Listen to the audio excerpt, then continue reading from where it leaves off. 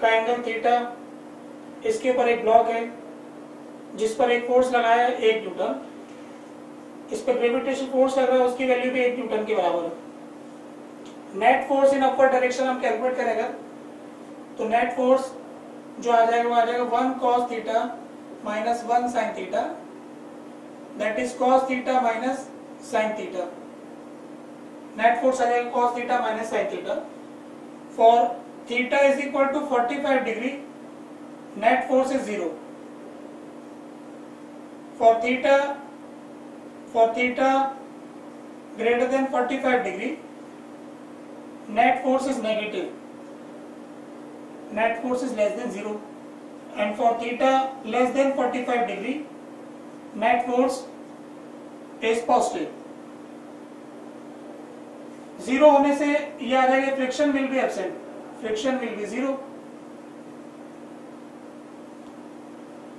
और upward direction में आने वाला नेट फोर्स नेगेटिव आ गया, इसका मतलब हो गया कि नेट फोर्स इस पे डाउनवर्ड डायरेक्शन में आ रहा है।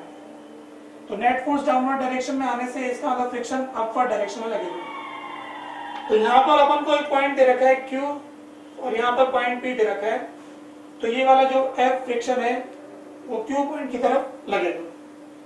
और जो तीसरा केस है, जब थीटा 45 से छोटा है, उस केस में क्या आ रहा है कि नेट फोर्स पॉजिटिव आ रहा है, यानी डाउनवर्ड डायरेक्शन में आ रहा है, अपवर्ड डायरेक्शन में आ रहा है, क्योंकि नेट फोर्स अपन ऊपर लिया ना, तो इसका मतलब इस केस में फ्रिक्शन नीचे की तरफ लगेगा, फ्रिक्शन नीचे की तरफ लगेगा, इसका मतलब टुवर्ड्स, तो फ्रिक्शन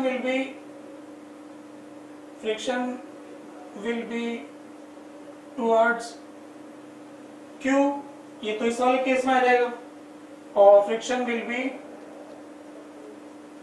टुवर्ड्स P, ये इस वाले केस में आ जाएगा जो थीटा लेस देन 45 है। ऐसा अगर अपन ऑप्शन, इसमें 4 ऑप्शन दे रखें, उसको अगर देखें तो थीटा इक्वल टू 45 फर्स्ट वाला केस है, तो फर्स्ट वाला केस सही हो जाएगा।